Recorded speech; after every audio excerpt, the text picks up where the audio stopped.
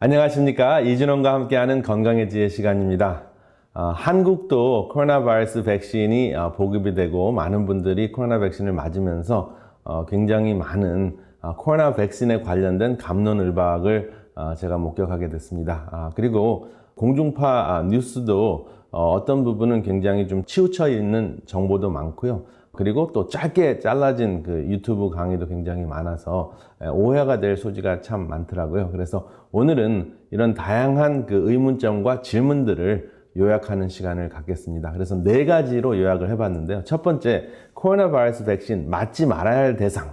그리고 두 번째, 여전히 코로나 바이러스 백신을 맞을 때 진통제와 소염제를 쓰는 것에 있어서 여러 가지 불확실한 그러한 논란들이 많이 있습니다. 그래서 그것을 정리하는 시간을 갖겠고요. 그리고 세 번째는 변이 바이러스가 이제 대표적으로 3가지가 생기면서 이틀 전에 워싱턴 스쿨 오브 메디슨, 워싱턴 의대에서 백신이 효과가 없을 가능성이 높다라고 또 이야기한 것을 너무나 짧게 보도하면서 또 백신이 무효화되는 것은 아닌가 하는 우려를 지금 끼치고 있고요. 그 다음에 또 파이저와 모더나 백신 말고 영국에서 에스트라제네카, 그리고 미국에서는 존슨앤존슨이라는 그 제약회사에서 나오는 그 백신들, 그 4가지 이제 백신이 대표적으로 세상에 보급이 되고 있는데요.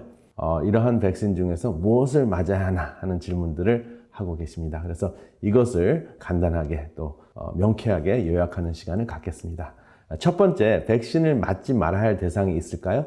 예, 있습니다. 주로 알러지가 심각하게 있는 분들이 백신을 맞지 말아야 할 대상입니다. 무슨 알러지예요? 특별히 폴리에틸렌 글라이콜이라는 그 물질, 대표적으로 장 내시경을 할 때나 또 화장품, 그리고 아기들 피부를 닦아주는 그 피부 세척 용액에 들어있는 그 PEG, 혹시 폴리에틸렌 글라이콜이라는 것에 이제 강의를 들으신 분들이 계실 것입니다. 그래서 여기 그 링크를 눌러주시면 그 PEG에 대해서 좀 자세하게 제가 설명을 드린 바 있고요.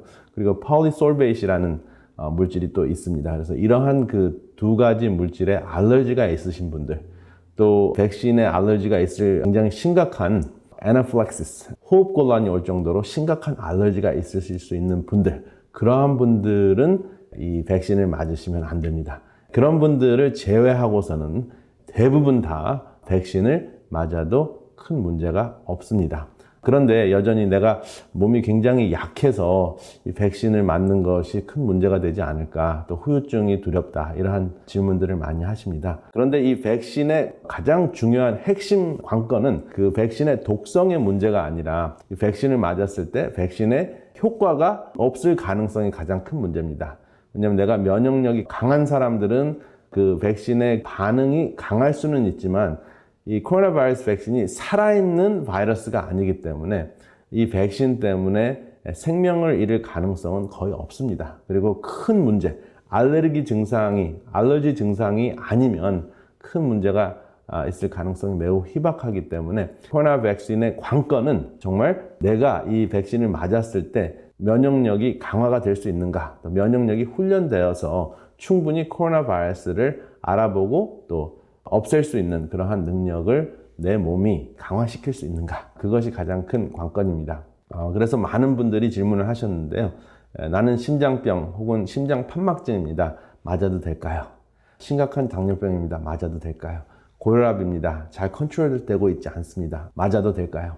그리고 저는 굉장히 심각한 비만증에 시달리고 있는데 맞아도 될까요? 아주 많은 분들이 이 질문들을 해오셨는데, 결국은 이 심장병, 심장판막증, 당뇨병, 고혈압, 그리고 비만증에 시달리시는 분들은 코로나 바이러스에 걸렸을 때 그 위험 부담이 백신을 맞았을 때 그 반응보다 훨씬 더 위험하고, 또 코로나 바이러스에 걸렸을 때 생명을 잃을 가능성이 높기 때문에 백신을 권장하고 있습니다. 그렇지만 여러분들이 잘 아시는 대로 주치의와 상의를 하셔서 내가 지금 맞았을 때 혜택과 그 다음에 고통을 이렇게 비교했을 때 꼭 맞아야 되는가 하는 것은 주치의와 상의하셔서 결정하시기 바랍니다. 그렇지만 중요한 것은 이러한 기저질환이 있는 분일수록 더 백신이 더 절실하게 필요하다는 것입니다. 그리고 다른 부류의 그 질문들이 있었는데요. 나는 그 자가 면역증이 있어서 자가면역증을 억제하기 위한 스테로이드 약물이나 면역 억제 약물을 복용을 하는데, 또 류마티스 관절염 때문에 굉장히 강력한 항암제와 비슷한 그 면역 억제 약물을 복용하고 있는데 저는 안 되겠지요, 이런 질문을 하십니다. 이분들에게 백신을 권하지 못할 수 있는 가능성은 있습니다. 왜냐하면 굉장히 강력한 약을 계속, 그 면역 억제 약을 계속 복용하는 이상 백신을 맞아도 그 백신의 효과가 없을 수가 있기 때문에 그렇습니다. 그렇지만 이런 분들이 백신을 맞았을 때 생명이 위험하거나 문제가 생길 가능성 때문에 맞지 말라고 하는 것은 아닙니다. 백신의 효과가 없을 가능성이 높기 때문에 그렇습니다. 그래서 이런 분들은 그 잠깐 동안 그 면역 억제 약물을 주치의와 상의하셔서 잠깐 끊고 백신을 맞은 다음에 면역체가 활성화된 후에 다시 약을 시작할 수 있는 그러한 대책을 세우시면 됩니다. 그리고 스테로이드도 맞으시는 분, 또 항암제를 맞으시는 분들, 여전히 면역을 억제하는 물질들이 몸속에 투입이 되는 거잖아요. 그래서 백신을 맞아도 별로 큰 효과가 없을 수가 있기 때문에 이런 분들도 이제 주치의와 잘 상의를 하셔서, 그러면 단기적으로 내가 이 그 면역 억제의 약물이나 또 스테로이드의 도수를 조금 줄여서 복용을 하면서 백신을 맞아야 하는가 하는 것을 상의하셔야 합니다. 그리고 HIV나 에이즈와 같은 그 심각한 그 질환이 있으시는 분들, 여전히 그 주사를 맞아도 별로 면역 훈련을, 면역력을 강화시킬 수 없는 가능성이 있습니다. 그렇지만은 이 모든 분들이 그 백신을 맞았을 때 그래도 조금이라도 코로나 바이러스와 싸울 수 있는 힘이 강화가 된다면 그 힘을 기를 수 있는 그 훈련을 백신을 통해서 하는 것이 전체적으로는 좋습니다. 그렇지만은 그 백신을 맞았을 때 그 후유증의 두려움보다는 효과가 없을 수도 있기 때문에 주치의와 상의를 하시기를 바랍니다. 그리고 두 번째, 백신을 맞기로 결정을 했는데 진통제와 소염제를 사용하는 것, 굉장히 이제 갑론을박이 많은데요. 그 핵심은 이것입니다. 진통제와 소염제를 사용하신다고 해서 백신이 완전히 무효화되는 것이 아닙니다. 백신의 효과가 예를 들어서 100%의 효과를 보지 못하고 90%나 한 80% 이렇게 감소가 될 수 있다는 것이죠. 그래서 NSAIDs와 같은 그러한 그 소염제, NSAIDs라는 것은 Non-Steroidal Anti-Inflammatory Drug이라는 것의 약자예요.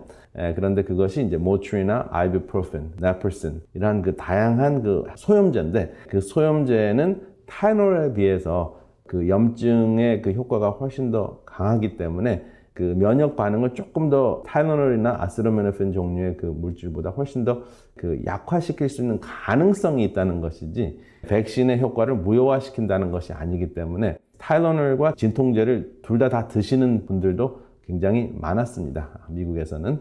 그리고 여전히 검사를 해보니까 그 항체가 생기고 또 그 면역력을 발휘하는 것을 확인을 했기 때문에 이것은 절대적인 것이 아니라 상대적인 것입니다. 그래서 이러한 그 소염제나 진통제를 복용하지 않고도 백신의 후유증이라고 할까요? 그리고 또 백신에 대한 반응을 견디실 수 있다면 여러분들이 약을 안 드시는 것이 제일 좋습니다. 그렇지만 내가 일을 해야 되고 또 반응이 너무 좀 강해서 내가 일상생활 하는데 큰 그 문제가 있다.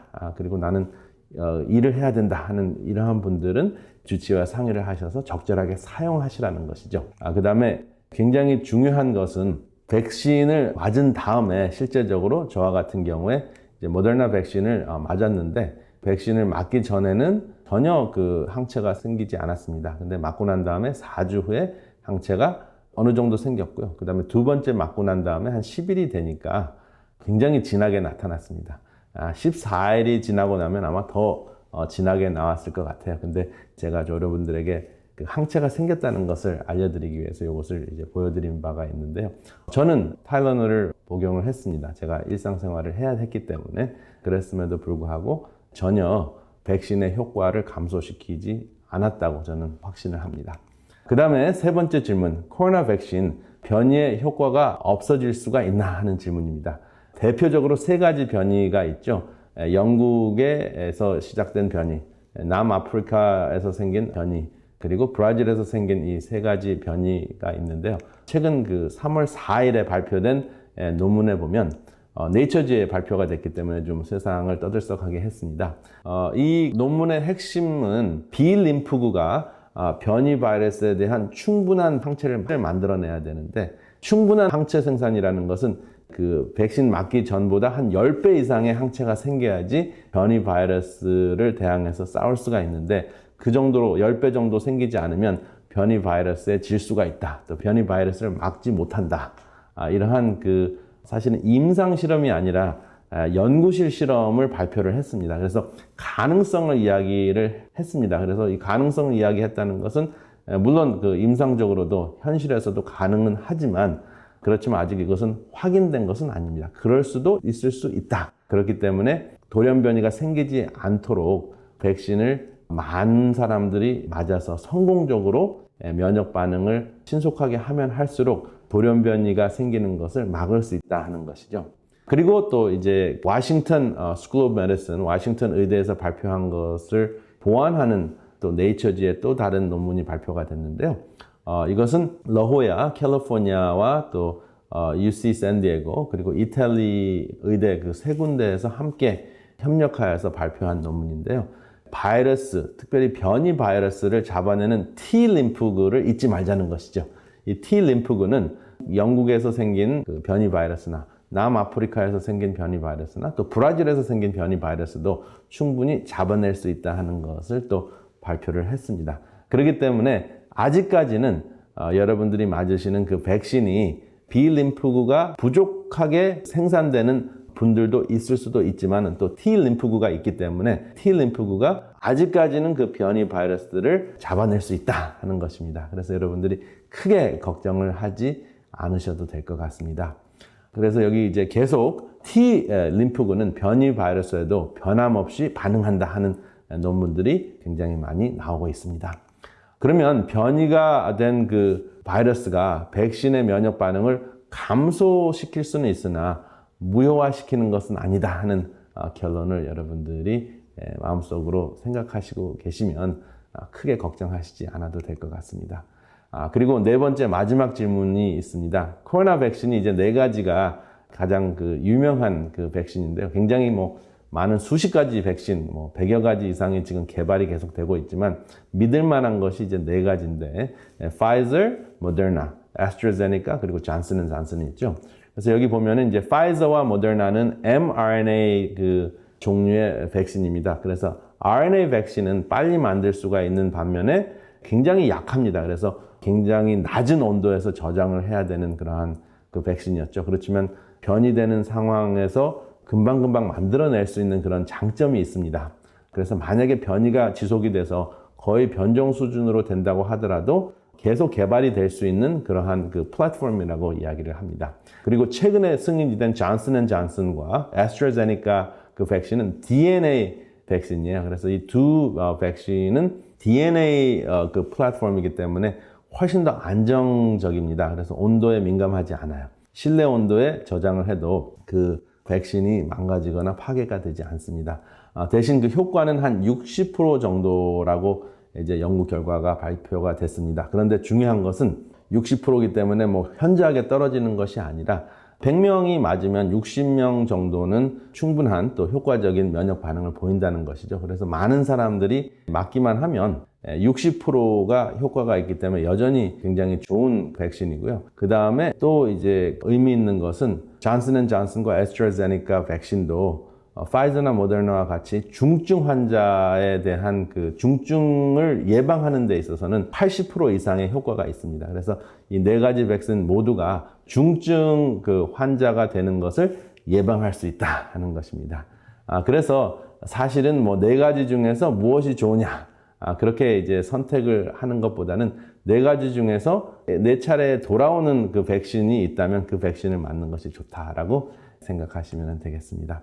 아무쪼록 백신에 대해서 갑론을박이 많습니다. 그렇지만 선택은 여러분들의 선택입니다. 그래서 여러분들이 백신을 맞지 않을 수도 있습니다. 그래서 다른 사람들이 맞아서 여러분들이 사시고 계시는 나라의 인구의 또 지역의 인구의 60% 이상이 성공적인 백신 반응을 보인다면, 면역 반응을 보인다면, 그렇다면 여러분들은 백신을 맞지 않고서도 사실은 그 코로나 바이러스에 감염될 가능성을 현저하게 감소시킬 수가 있습니다. 그런데 이제 모두가 그렇게 생각을 한다면 그 집단 면역이 이루어지지 않겠죠. 그래서 여러분들이 현명하게 여러분들의 상황에 따라서 주치의와 상의하셔서 백신을 선택하시기를 바랍니다. 감사합니다.